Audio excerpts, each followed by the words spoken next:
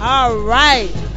Finally, the man we all been waiting on, WAENtv, and we have Kurtis Blow himself, the legend, live right here at the Crowsnest. How you doing, Kurtis? I'm good.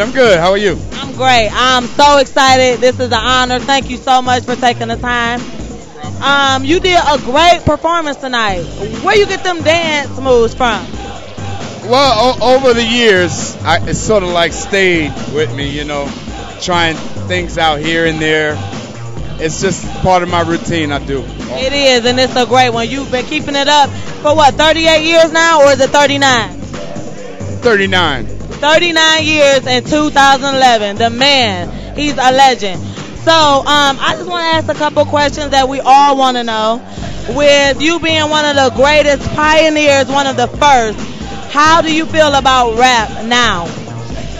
Oh, I love it. I mean, it's incredible. You know, I want to keep things positive. Of course, there are some things that I don't like about it, but all in all, I think it's a culture, an incredible way of life for a society of young people, and we rule the world. We do. And speaking of ruling the world, I love that title. And that was one of your top hits. It hit the billboards in '97. It was top. And tell me about how you got that title and what were you thinking about ruling the world back when you wrote that song? Well, actually, the title, I got the title from an old James Brown song. He made a song called If I Rule the World. James Brown? Yeah. And nobody ever heard it. It wasn't a big hit. It wasn't, you know, it was on the side B of one of his old albums. And, you know, just going through his catalog, you know, I came up with that song. I said, wow. And nobody ever knew it. So I'm going to make that song over again. And you did. And so many others have made it after you. Like a lot of people like Nas, Slick Rick, and a whole bunch of other people, and you inspire a lot of people. I was listening to a couple of your songs earlier, and I heard that a lot of people sampled your stuff. You even did it. Like the very first time you used the beat that was in was it If I Rule the World? No, the break. You used that beat first with the rapping Christmas song or something, right? Oh, you talking about the Christmas rap? Yeah. No, that was an original song. It was an original bass line. It's similar to Chic in Good Times, and that was my style during that time. My style of music was James Brown and Chic. So what's your style now, being, you know, the grown man, Kurtis Blow? Well, you know, it's all good, whatever. I've been making music all my life now, and it's like there's no one set Kurtis Blow sound. Never. You know, I'll do a song with an orchestra, or I'll do a song with just one guitar player. You know, so I've grown to whereas it doesn't matter. It doesn't. Well, I see that your style and clothing is still very similar. You still breaking out these Adidas jump shoes. Now earlier you had a white one on. You was looking fresh, and I'm feeling this black one. So I just want to ask you a couple more things about what you've been doing recently, because I've been following you a little bit, and I know back after 9/11 you went over to Afghanistan and you helped something there. Why don't you tell us a little bit more about that? Because nobody knew that you could do the Bob Hope thing. Well, yeah, it's exactly, that's what it was. It's a Bob Hope thing, you know, just traveling over to the Middle East, and we visited all of the Army bases and Air Force bases, and we went to 17 different countries, and we did about... Pakistan was one, right? Yeah, we did 20 shows over there, and it was incredible. Going to places like Kyrgyzstan and Afghanistan, Kabul and Oman and Pakistan was incredible.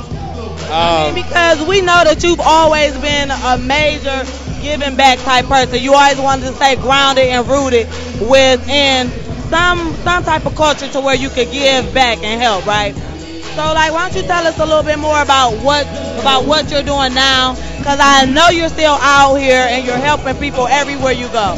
And you actually just brought a little kid on stage and you exposed him because he wasn't even a part of the show. So we know you love to give back. Tell us a little more. Well, presently I'm working on my ministry, brand new ministry called the Hip Hop Church. Wow. And basically what it is a format for any church. Any church can have a hip hop church. It's just, bringing Jesus and the Bible, telling the kids about salvation and the good news. And we do it with a little flavor, a little, swagger or a lot of energy. And that is perfect because kids nowadays, they do get bored. So that is perfect, and I'm glad that you're doing that. And now that you are on this new walk to life and you're really stepping into it, and I know that Reverend Ron, he was adopted as your son back in the day when y'all first got started, right? Yeah. He was my protege. We called him the son of Kurtis Blow. DJ Run, my disco son, likes to play music and have big fun. And it's incredible because just look how God is. God is so awesome that when we first started, I brought him into hip-hop, and then he turned around and became a reverend and inspired me. Exactly. That was my next question. To find God. So it's incredible. That is incredible. Glory, glory. Hey, Reverend Ron. We are here with Kurtis Blow live in the Crow's Nest. Let's see what else I want to ask you because there's so much that we could talk about. But I'm glad that you put that out there that God is first. And no matter what, his hands is always working, right? So you inspired Reverend Ron, and now he's inspired you to be a better man, right? And no one could have did that without God. That's right. Back to inspirations. I know back in 1996, you were inducted into the Rock and Roll Hall of Fame, right? No. It wasn't. I wasn't an inductee. Actually, what they did was they had a special exhibit, and it's still there. So not like I'm formally inducted, but they have an old school history of hip hop exhibit there, and I'm a big part of it. Your face, your name, you're inducted, baby. You're in it, okay? Well, thank you. You're welcome. Thank you. And also, just a couple more questions. I don't want to wrap it up because I'm having such a good time. With the Dr. King anthem that you and Dr. King's son actually put together back in '86, was it? Yep. How did that make you feel to be asked to be a part of that honor, to give a tribute to the great late Dr. Martin Luther King? Well, it was straight honor, a blessing to be at the right place at the right time, and wow, I still to this day, it was my biggest production and the most meaningful thing that I've ever done. Why? Well, I'm doing gospel now, so that's starting to, become the newest biggest thing. Okay. But because it was so meaningful, it was an actual holiday. We petitioned to get Martin Luther King a national holiday, and we were successful. Yes. So we made history, and we changed the world. I mean, it's just an incredible, awesome feeling to know that, along with a whole lot of other people who supported that whole mission, we were successful.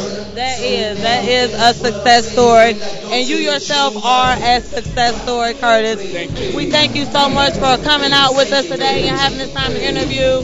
You did an awesome performance. Thank you. You danced better than Lil Wayne danced last night on the stage, and I was at his concert, and it was like an honor just to be here to talk to you. It's much better. Is there anything that you want our listeners or our viewers to know before you? I want to shout out my youngest son,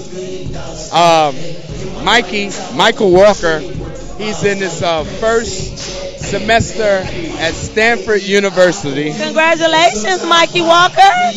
And a full scholarship That's at Stanford. Wow. And so he's incredible. He listened to me and he stayed in school and got those grades. And look at him now at Stanford. That's incredible. And a big shout out to my oldest son, Kurtis Blow Jr. New mix CD, Californication. Do your thing. He got a new video out right now, and he's blowing up. Y'all look out for him. Kurtis Blow Jr. got a album coming out, y'all. Y'all heard it first here on WAEN.tv. We got the legendary Kurtis Blow right here with us. Look at him getting this thing all swagging.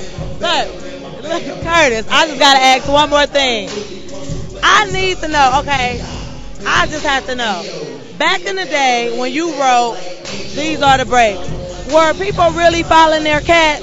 And was the IRS like trying to get with them to know? Yes. They did it all back then, and they're still doing it. You see Kurtis Blow right now, he's still live, active, living life for the better of God. He got 2 sons, he's shouting out Mikey Walker and Kurtis Blow Jr. Keep it posted, y'all, WAENtv. All right, y'all. Love you. Peace. Thank you. Blink, blink, fly out, got another hit. If you ain't got your